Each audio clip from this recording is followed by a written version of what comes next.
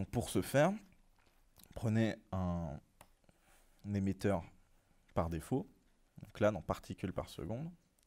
Chaque bloc possède des paramètres, une fois que vous fermez la petite zone de preset. Donc ici, nous avons le paramètre uniquement d'émetteur. Donc on peut faire un émetteur en continu ou une explosion. Typiquement, voilà ce que ça donne avec une explosion.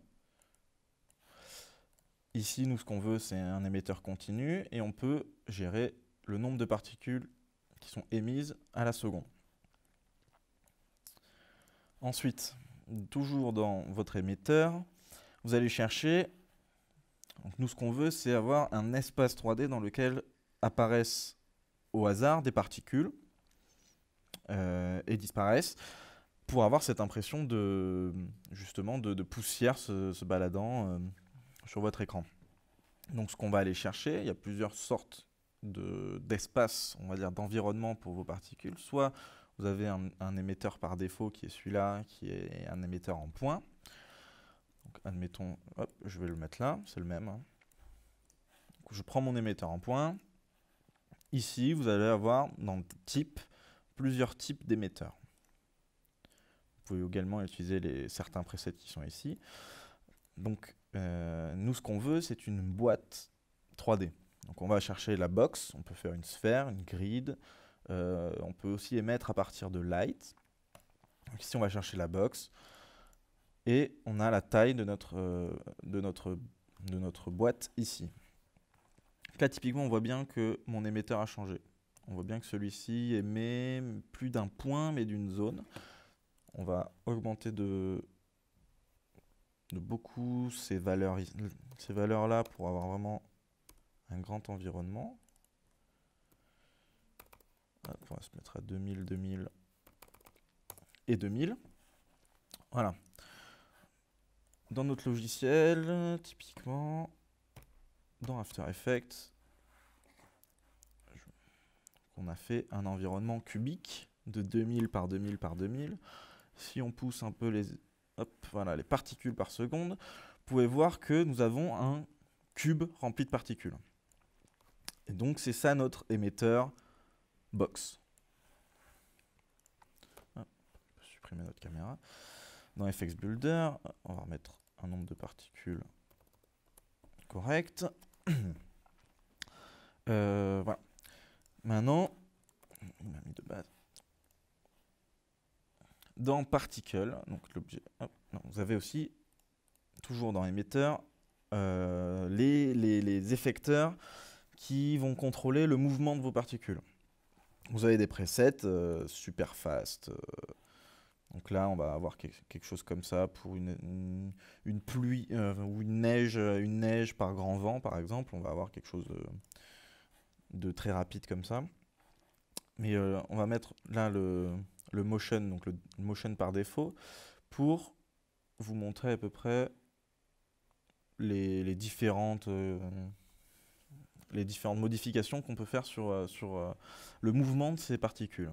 Donc vous avez déjà la direction. Nous, ce qu'on cherche, c'est d'avoir des particules qui bougent dans n'importe quel sens pour que celles-ci soient un peu aléatoirisées, voilà. Comme si elles étaient assez légères pour être transportées par le vent. Donc nous avons uniforme en direction pour faire cet effet-là. Vous avez d'autres directions, vous pouvez faire du directionnel. Donc là, on va avoir que, par exemple, pour faire une neige qui tombe vue de haut, on peut avoir ce directionnel-là, on peut y faire de la rotation, pour faire de la neige qui tombe face à nous. Mais ce qu'on veut là, nous, c'est de l'uniforme. Nous allons chercher la particule. Donc dans particle, nous allons avoir nos différents styles de particules. Donc là, ce sont les particules qui sont autogénérées que l'on va retrouver ici. Ce sont des particules générées par le logiciel. Donc ça va être des formes simples. Par exemple, la default particule, c'est un rond de base. On peut avoir un cercle plein. Les cloudlets sont juste des petits nuages autogénérés à partir de plusieurs sphères mises les unes à côté des autres. Vous allez avoir des glow spheres, c'est-à-dire des petites sphères qui brillent, ou des étoiles, etc. Donc Ici, on va s'intéresser à la particule de base, qui va être une sphère. Vous pouvez retrouver les types de particules ici, dans votre menu type. Donc, vous avez plusieurs paramètres sur ces particules, notamment leur vie. Donc là, 3 secondes, enfin 3 correspond à 3 secondes de vie. Donc, au bout de 3 secondes, la particule meurt. On peut mettre un peu de... On peut randomiser un peu la durée de vie, donc de 30% de 3, là, actuellement. On peut faire ça, mettre des valeurs très basses, une demi-seconde, pour avoir des particules qui pop vraiment un peu aléatoirement, ou mettre des valeurs très hautes pour avoir de nombreuses particules qui sont presque infinissables, on va dire. Ensuite, vous allez avoir la taille de vos particules. Ici, de base, elle est à 5, ce qui est un peu gros. Et une randomisation de la taille.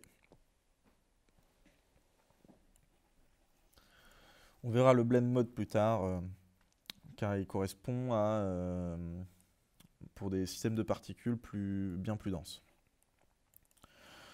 Donc, mes particules, je vais garder donc une sphère de base. La vie, peut-être 10 secondes suffiront. Et pour la taille, ça a l'air d'être pas trop mal.